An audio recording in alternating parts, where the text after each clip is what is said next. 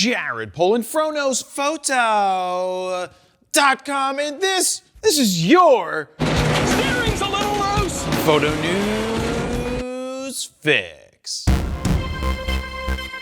This fix is brought to you by Storyblocks, which has been an invaluable asset for us for well over 10 years at this point. 10 years. It's where we get all of the stock images for all of those made-up PR people like Madeline Kay. Yep. Storyblocks gives you unlimited access to royalty-free photos, videos, music, sound effects, vectors, motion backgrounds, and so much more for one subscription cost, which means you never pay per clip. On top of that, there's a Storyblocks plugin for Adobe Premiere Pro that allows you to search all of Storyblocks right from Premiere. That is such a time saver. Oh yeah, and for those DaVinci Resolve users, templates are now available in your Storyblocks library. We pretty much use something from Storyblocks in every video that we make. In fact, here's a video of a cheetah that I didn't take when I was on Safari. So thanks, Storyblocks. To sign up for Storyblocks or to learn more, head on over to storyblocks.com/fro. Hey look, I survived the safari and I didn't get eaten by anything this time. I'm back. I'm back, and Dan is no longer doing fix. Dan? First up, Canon announced a new cropping guide for the R50, R10, and R7, and I hate it. I don't even know what it is, but because it uses the C word, no, not that C word, crop, that C word, I don't like it. I kid, I know exactly what it is, and it makes sense, you know, to copy Sony, who did something similar last year. The short of it is this: the cropping guide is meant to help certain photographers consistently place a subject in the same exact part of the frame time and time again, thus cutting down on editing in post. Now, at first, when I heard cropping guide, I thought it was encouraging people to crop, and I can't stand for that. Just like when Sony introduced something similar last year, this is meant for a tiny fraction of the market of people who shoot school or team photos and need to rinse and repeat framing over and over again.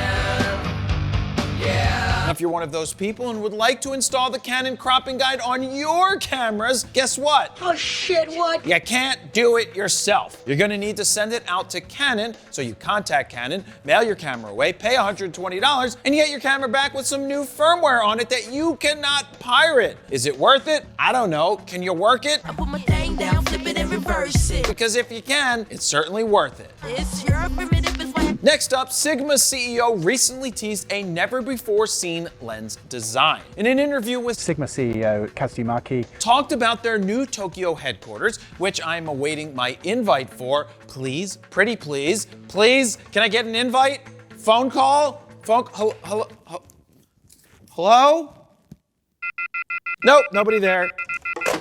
Didn't get my phone call yet. Also, during the interview, they talked about the company's history as well as their goals moving forward. Our goals is to... Now, before I get to what those goals are, I will continue to say that Sigma has done an amazing job over the past decade of implementing their plan to change their direction totally and quality of their lenses that they make. They had a singular focus and they nailed it. They just nailed it. They got it so right. So to hear Katsudo say, one of the products that excite me a lot is the telephoto lens that have never existed before. Sports photographers and wildlife photographers might be very excited about the lens. hey, I've been on safari twice now. Can I call myself a wildlife photographer? No. Now, what could this lens be? Could it be a 100 to 400 f4 or a 200 to 500 f4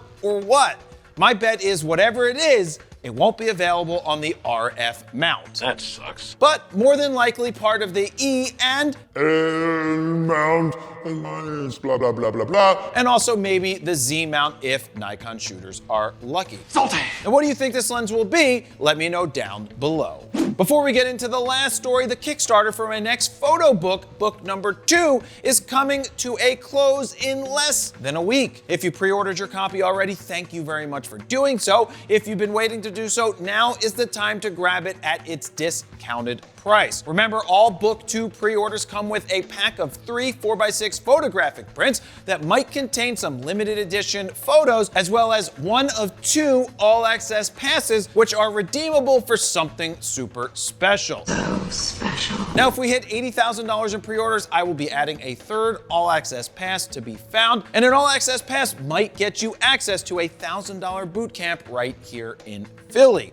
As an extra bonus, people who pre-order Book 2 will score an extra 500 entries in the Super Huger Mega Camera giveaway for 2025. So to pre-order Book 2, head on over to bit.ly/FroBook2 or click the link down below. And finally, Canon once again is #1. We're the #1 station in town. According to LensRentals.com. Now, each year, Lens Rentals puts out the most rented gear list, and just like last year, Canon has topped the list once again. Speaking of lists, here's the most popular rented photo and video gear of 2024 at Lens Rentals, starting at #1, the Canon 24-70 2.8L IS2, which is an EF lens. Canon RF 70-200 2.8, Canon RF 24-70 2.8, Canon 70-200 2.8 version 3 EF. Trust me, it's not all Canon, but they do have 8 of the 10 top spots, 8, including the top 7. After the 70-200 2.8 version 3, there's the RF 28-70, R5, R6 Mark II. Now we get to the Sony stuff with the 24-70 2.8 version 2,